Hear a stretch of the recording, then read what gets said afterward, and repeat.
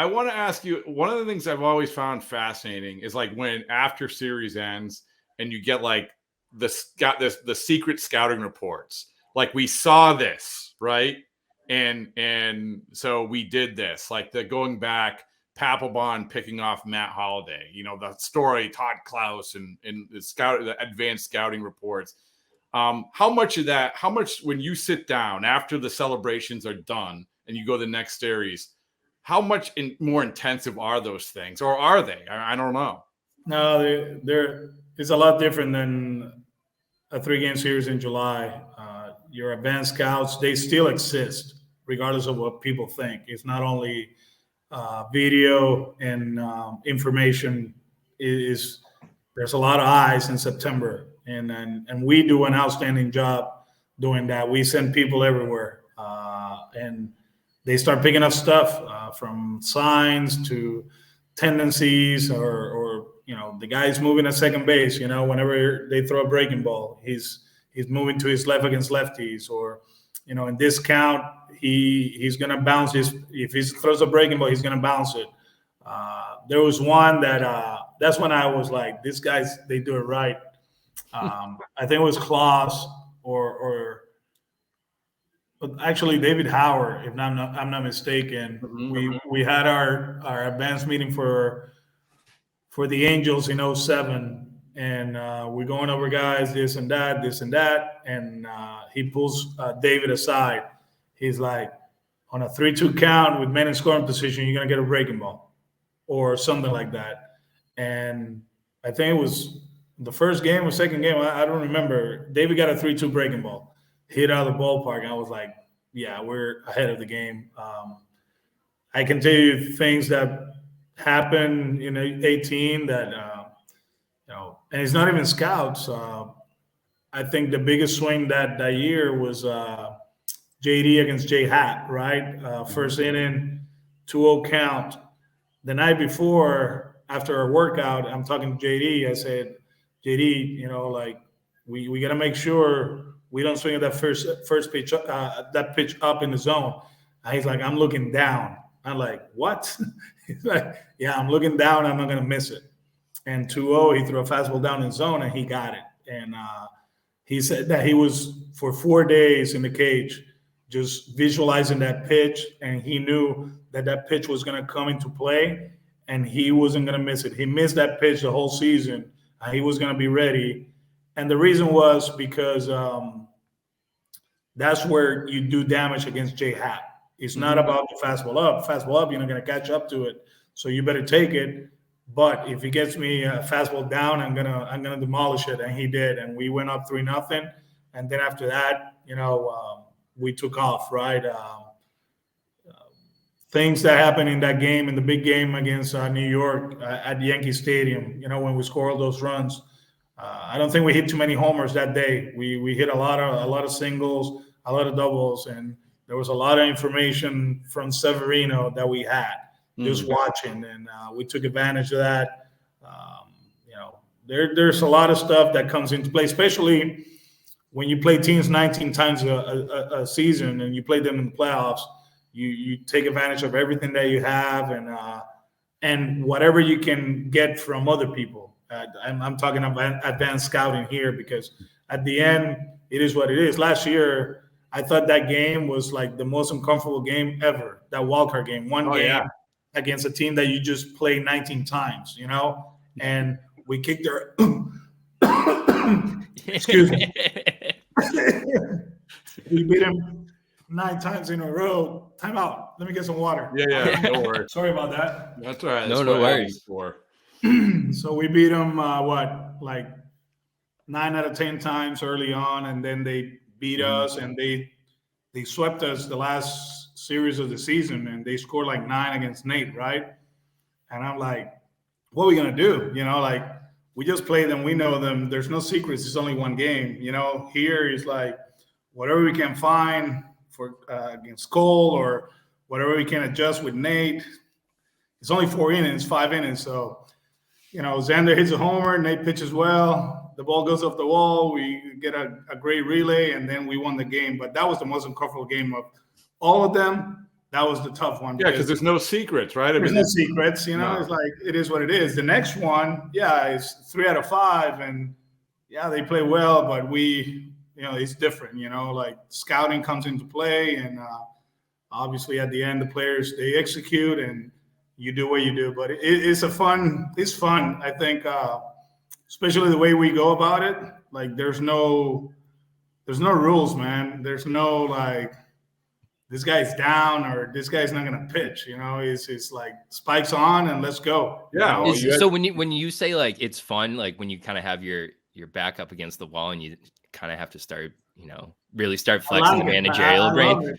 So game 3 of the World Series was that fun at least? I mean, it was fun. You can't go that many innings and still be like, oh, this is a great time. I look at the clock up there, and it was I think it was whatever it was 3 a.m. here back home. Yeah. And I was like, people are watching this crap right now, But, I mean, I was up right with you. Yeah, but I never felt you had a chance at scoring. That was the problem. Like we actually did, right? Like, I mean, they did score. Jackie got the lead at one point. Yeah, Ian got thrown out of the plate, right? That was a bad send. That was awful. Let's go. Yeah, come on, Carlos. Yeah, come on. Like hit and run, first and third, fly ball to Bellinger. He has a cannon, and we go. Like he sent them. I was like, oh boy, this ain't working. But it was a great game. We had chances, man. We had chances. But, well, so I love that stuff, man. I love like the little things. Like I said the Papelbon pickoff. The two. I'll give you 2. I was walking the workout day in Anaheim in 2007. I'm getting in the elevator, and Schilling gets in, and he gives me 2. This is how long ago this was. He gives me 2 pieces of paper, and it was his whole scouting report written out for the next day. So I'm like, literally don't know what to do with this. So like, what am I supposed to do? Publish this? Like what? I don't know. Sell it. Make money. But I tell you what I did do is I watched like Vlad Guerrero, to your point, 3-2 elevated fat, like everything was on that piece of paper. Boom, boom, boom, boom, boom. Like it was so micromanaged it was awesome to watch.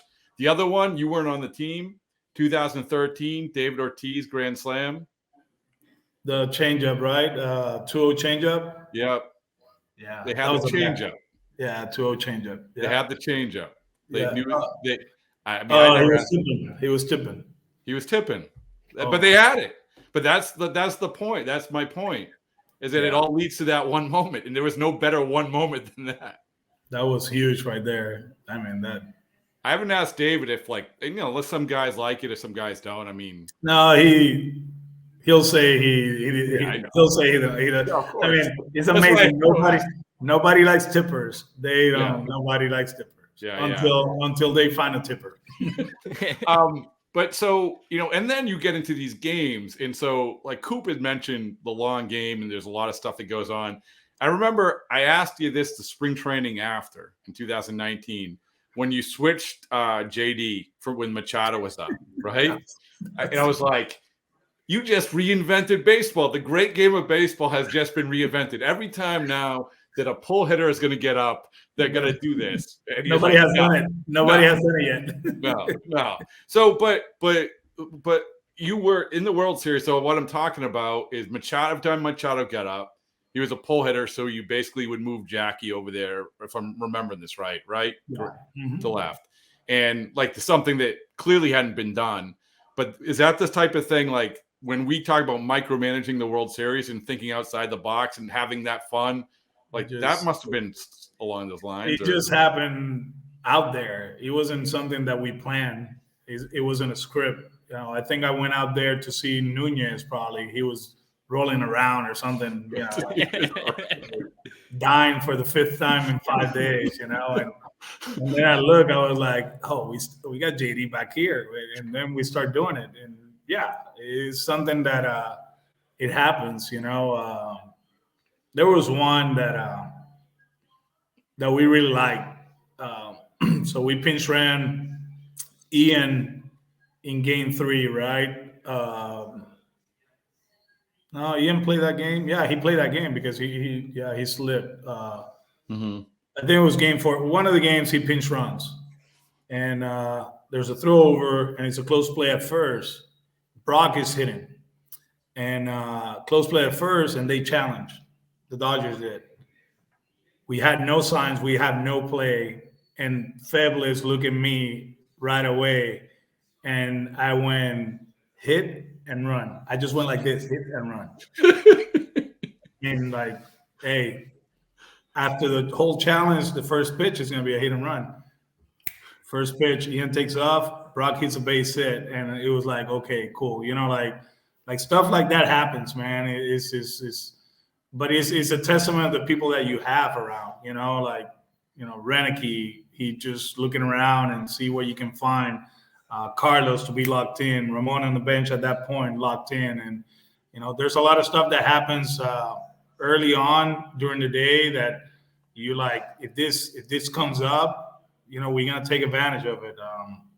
The whole game 1 situation with Rafi and Nunez, it was something that we talked about the night before. We're like, okay, Rafi's a good matchup against Kershaw, but he's not against Wood and Alexander, and we'll take a chance with Rafi, understanding that they might bring another lefty later on for him, and hopefully we can take advantage of it. Little that we know, it was right there, right in front of us. And the conversation in the dugout was like, because Rafi was having a great game. Mm-hmm. He had 2 hits, I think, and a walk or something against Kershaw. And, it's Timmy Hires, Andy Barquette, and Ron. And I'm like, if they bring the lefty, what are we going to do? And they're like, what are we going to do? And like, are we sure we want to do this? And they're like, just, hey, man, we prepare this for this. We got to go. Trust your instincts. And we did. And, bro, when he hit that home run, it was like, are you kidding me? This might actually work. But listen, a lot of work, man. There's a lot of work.